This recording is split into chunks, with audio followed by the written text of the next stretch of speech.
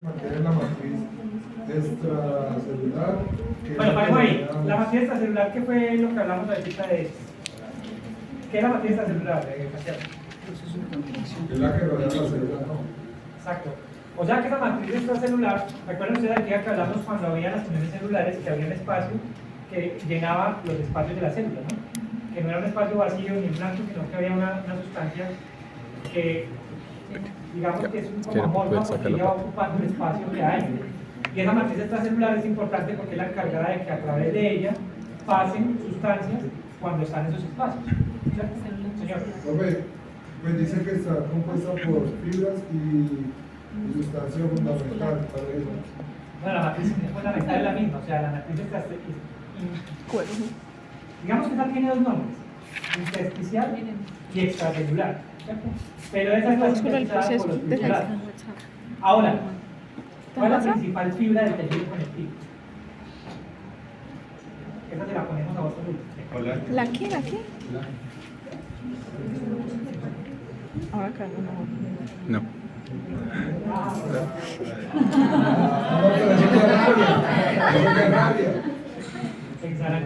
¿Cuál es la qué?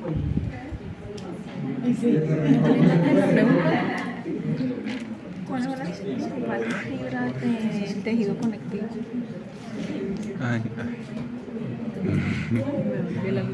Yo se supone que se muere. Claro, pues es que ¿Ah? en público me mata. Como en la clase de formación en salud de Mario. Si es que espere que me bajó el azúcar. Dicho de paso, el colágeno es la fibra más abundante que hay en el cuerpo humano, ya lo hemos mencionado de alguna manera. El colágeno tiene varias características, uno es elasticidad, pero también es resistencia, porque dependiendo del tipo de colágeno, ¿cuántos tipos de colágeno existen?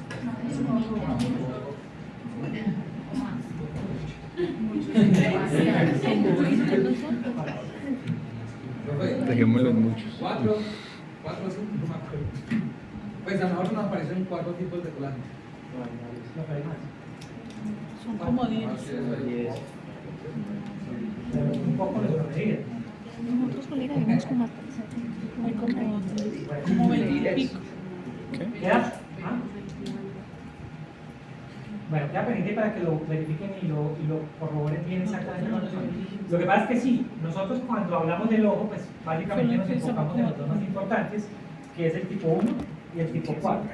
¿El tipo 1 dónde está?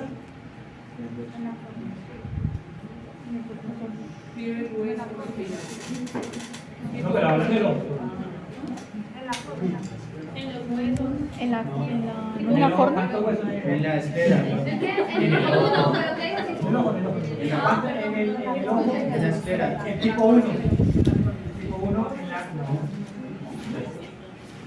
La esclera.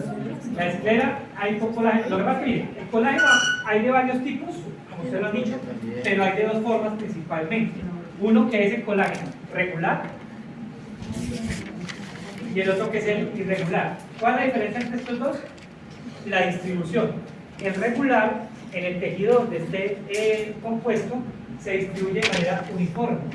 Por ejemplo, en la córnea y en el cristalino, esa uniformidad es tan milimétricamente exacta que el espacio que hay entre esta y esta es el mismo que hay entre este y este, entre este y este. Y entre esos huequitos hay unas células, encargadas de sintetizar o de producir esa sustancia que los separa, ¿cierto? Entonces el regular, generalmente, por estar bien distribuido, es transparente. Entonces el colágeno regular está en zonas donde es transparente, principalmente ¿cuál? Córnea y cristalino, ¿cierto? Cristalino y córnea tienen colágeno tipo 1 regular, tipo 4 regular. El hecho de que sea tipo 4, ¿qué otra característica le da? Transparencia. No, ya hablamos de la transparencia, pero ¿qué otra cosa? Resistencia.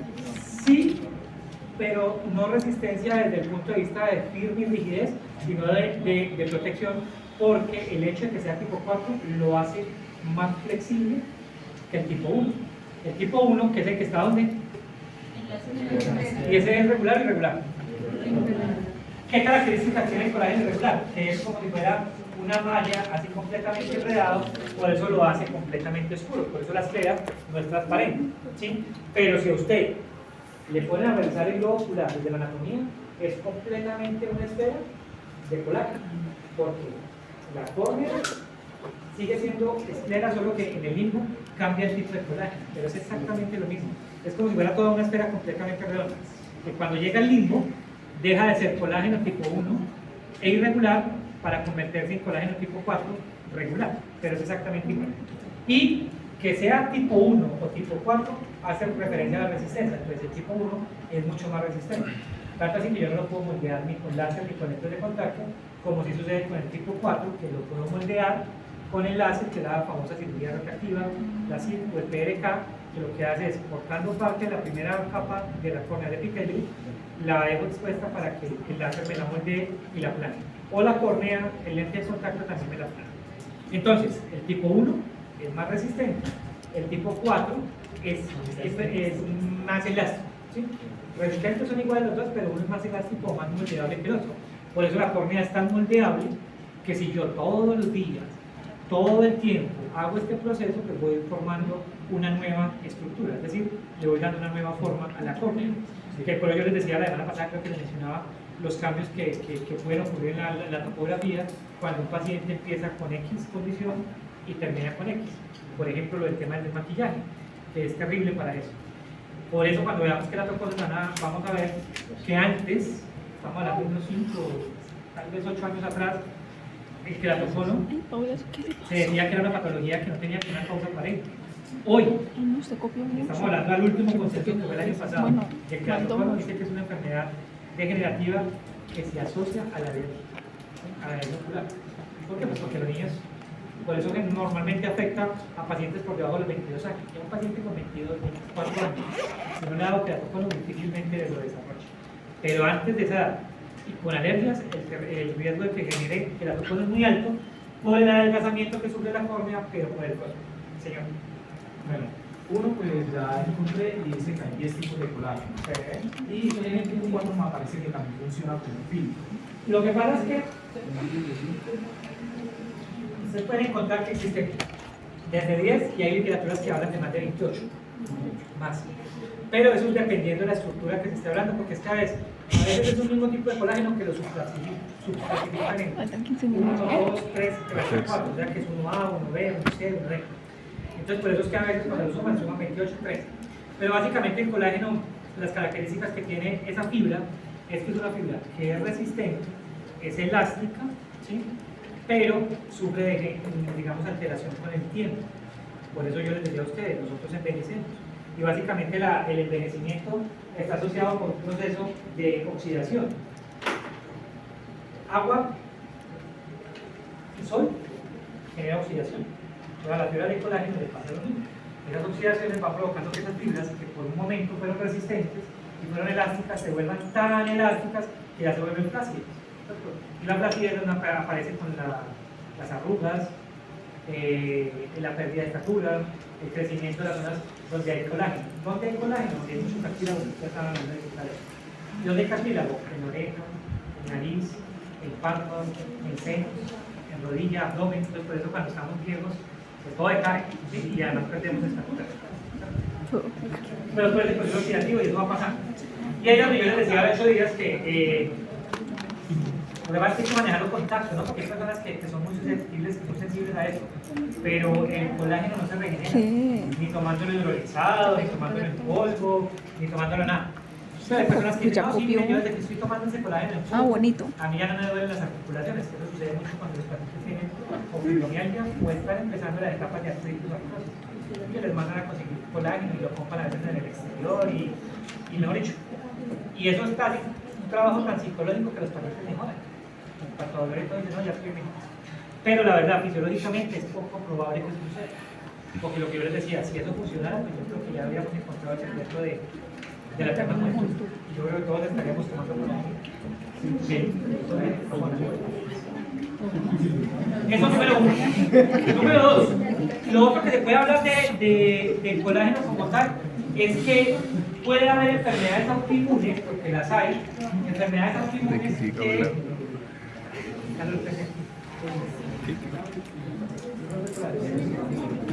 Hay enfermedades autoinmunes que lo destruyen muy rápidamente, ¿cierto? Entonces, por eso hay niños que pueden tener artritis juvenil o artrosis, o uno los identifica.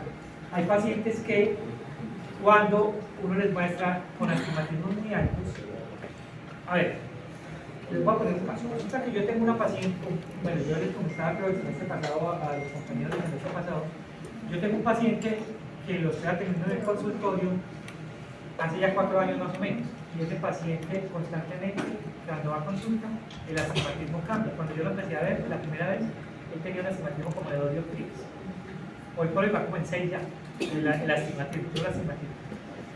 Pero como característica, digamos, particular de ese paciente, es primero la forma de los párpados, que cuando veamos los párpados vamos a verlo de picanto y epibléfaro, que el párpado es muy, el pliegue que tiene acá es muy marcado. Eso uno. Y dos, la córnea es muy irregular en su forma, ¿cierto? Entonces, cuando yo vi y empecé a ver, el niño tiene en este momento, no capaz 10 años, cuando yo vi los cambios en el astigmatismo, pues la verdad nunca le había preguntado porque no había visto los cambios tan marcados, pero ya la última vez que vi que el brinco del astigmatismo tan alto, le digo, muéstrame los dedos de la mano. Cuando yo me muestro los dedos, primero eran muy largos, y segundo, cuando él hacía esto, pues era con una hiperlaxitud muy fácil. O sea, él casi te lo volteaba, les daba la mano. Ahí ya me hablé que probablemente había una falla en el colágeno de él. Yo le pregunté a la mamá, venga, los dedos de los pies, ¿cómo son?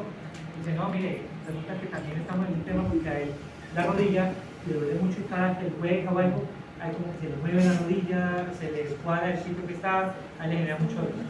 Entonces, mire que todo eso que está hablando ahí, que donde hay colágeno, hay afectaciones. Yo le dije a ella, pero mire, ahí lo más recomendable es, pues claro, yo le voy cambiando la fórmula del astigmatismo y pues va a seguir aumentando y yo voy diciendo que pongo la fórmula, él va a ver mejor, relativamente va a sentirse más cómodo, pero no, la idea no es tanto eso, que él siga con esa fórmula para arriba, sin encontrar la causa. Entonces veámoslo con el reumatólogo, vaya que lo vea el reumatólogo, porque en reumatología, a diferencia de otras disciplinas, tanto el endocrino como el internista, ellos hacen los reumatólogos unas pruebas que se llaman pruebas de ANCAS, PCR, unos exámenes de sangre, incluido el factor reumatólico. Y a ellos, y ahí cuando le hicieron eso, estamos hablando de que el año pasado tenía menos de los 10 años, lo hicieron y encontraron como que hay, más o menos en este momento están hablando de una artritis juvenil. Y una artritis juvenil es una enfermedad autoinmune que afecta el colágeno.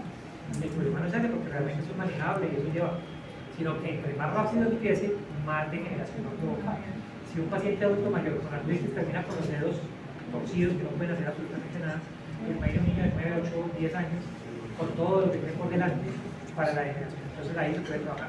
Entonces mire que conocer la parte de los tejidos y la fisiología es importante porque con un solo astigmatismo que pareciera no tuviera ninguna relación con nada, con el solo astigmatismo uno puede identificar ese tipo de alteraciones. Y obviamente ahí había una falla de estudio con él. Eso uno. Y dos, que eso sí lo leí el año pasado, hasta hace poquito lo estaba leyendo, hay un estudio, bueno, uno no, hay varios estudios que hablan que los pacientes, después de lo de las vacunas de COVID, han desarrollado varias alteraciones del tejido conectivo como efecto secundario de las vacunas de COVID, algunas específicamente, no todas. Y están generando muchas enfermedades que no estaban hasta ahora como referenciadas con enfermedades multisistémicas, multifactoriales asociadas al tejido conectivo, que pueden llegar a manifestar cambios a nivel visual, a nivel ocular, porque va cambiando el tema de la curvatura corneal. Entonces, miren muchachos, que por eso es tan importante que sepamos un poquito relacionar las características fisiológicas del tejido para poder encontrar esa parte. Listo, con respecto a la clasificación. Ahora eso.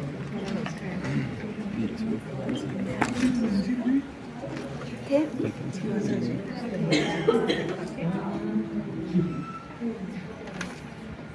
Nada.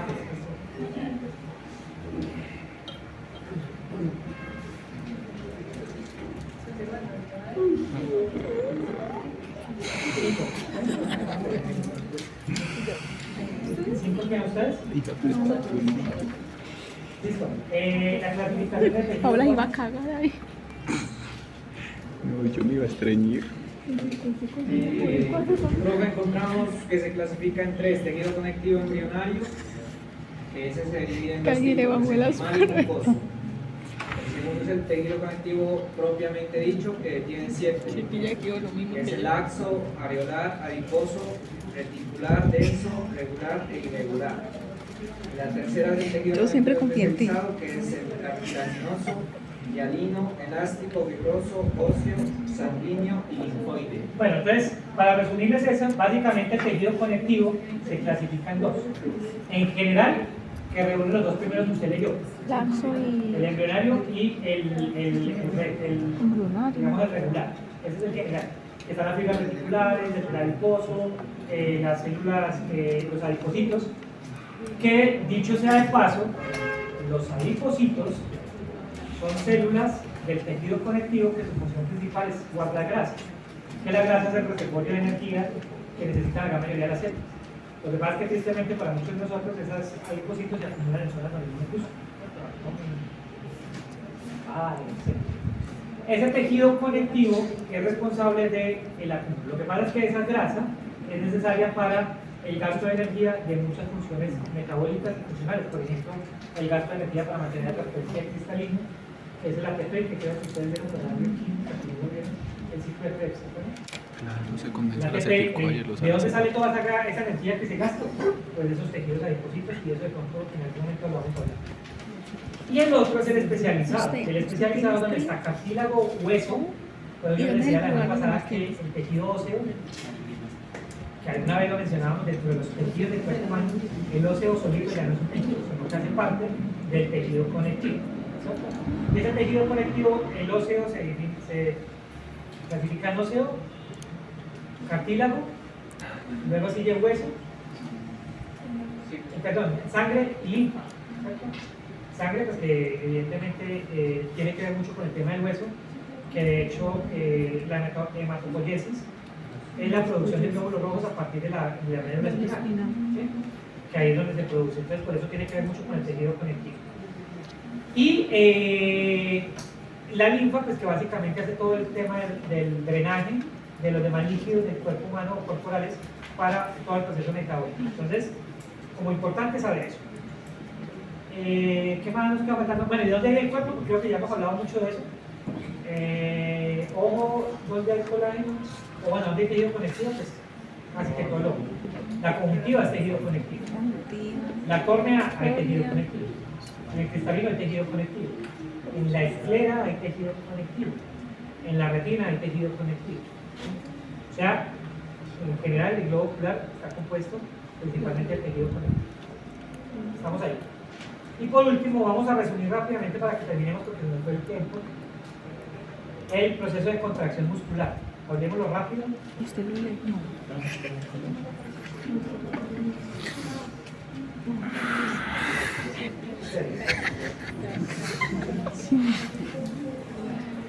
Rápido, eso. Es muy sencillo. Un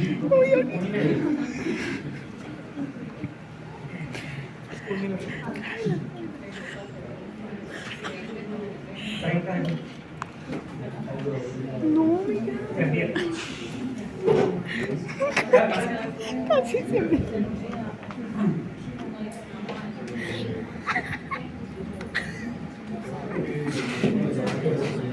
Casi se le va el azúcar.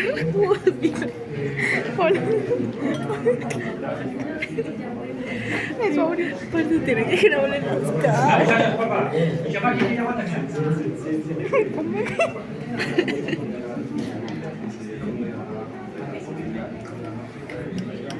La cara del profesor. Comen. Bueno, vamos a mirar. Vean, niños, muchachos, rápido porque la idea es que terminemos esta parte y ya no nos quedamos más. Mañana acuérdense que vamos a mirar hoy la teoría de la órbita parte. Vean, muchachos. Un músculo pues está compuesto de una de la miocitos, que es la ¿Qué está célula haciendo? del músculo. Varios miocitos unidos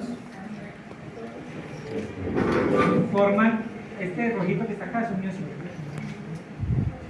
Varias miocitos unidos forman la miofibrilla.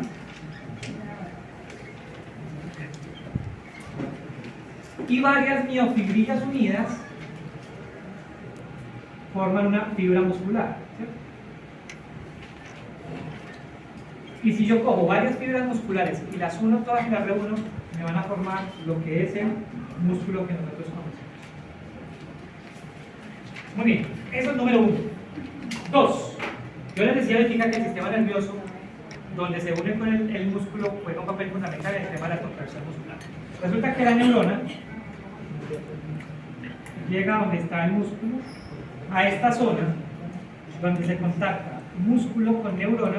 A esta zona se le conoce como placa, todo esto que está acá, placa neuromotora. Es decir, neurona, sensibilidad y motora, pues obviamente movimiento.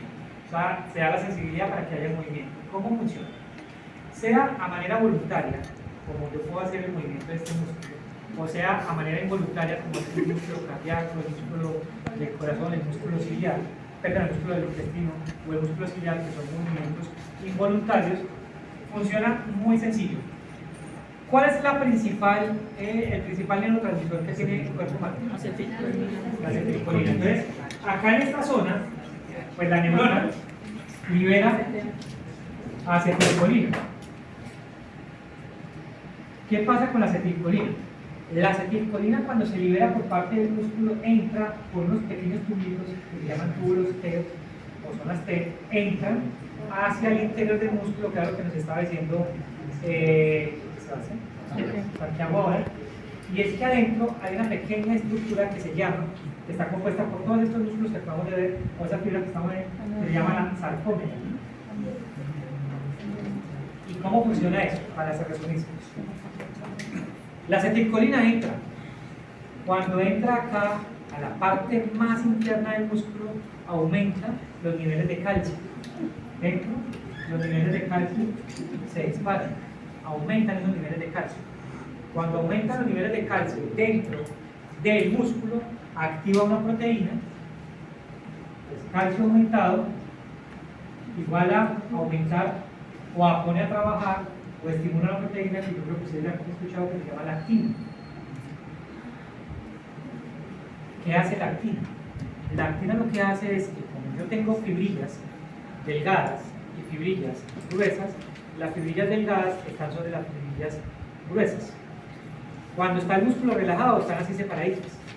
Cuando a mí me aumentan los niveles de calcio dentro del músculo y me activa la actina, yo le llamo actina, lo que hace es que me desplaza estas delgadas sobre las gruesas, haciendo que la longitud del músculo disminuya, o sea que haya contracción, porque se contrae.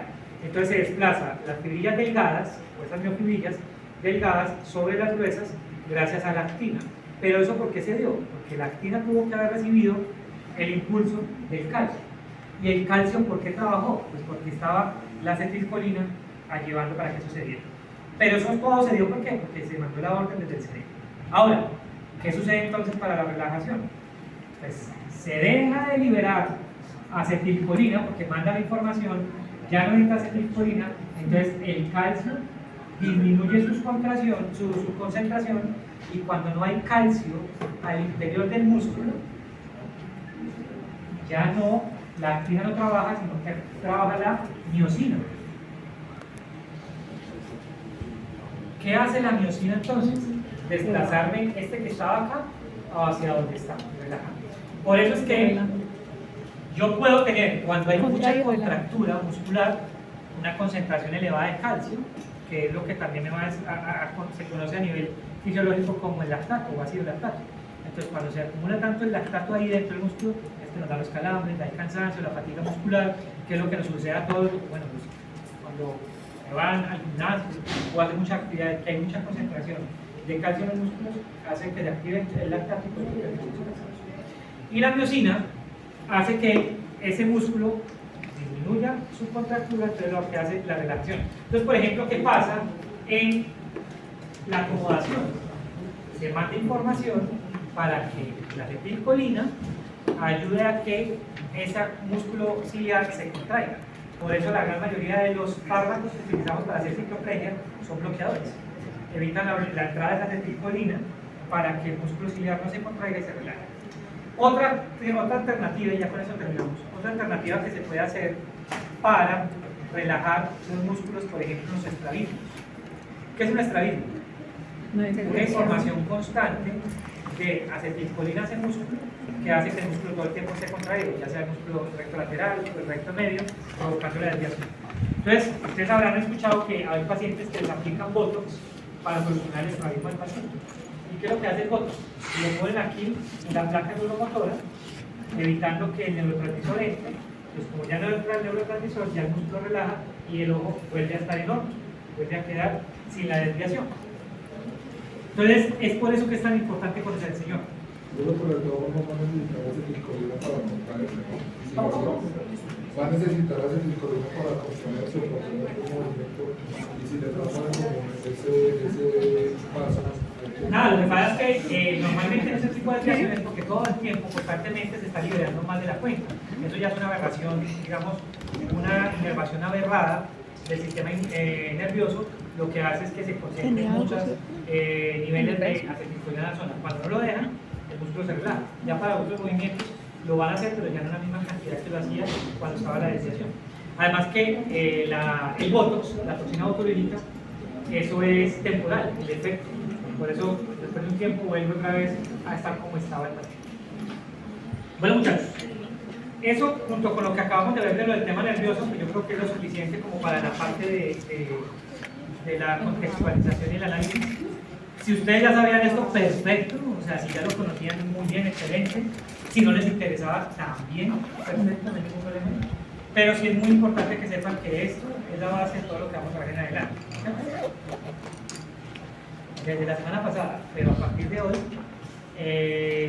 por lo menos aún sin nombres, pero evaluación ya se empieza a hacer. Ya sé que al final a quién sí y a quién no. Chao, muchachos.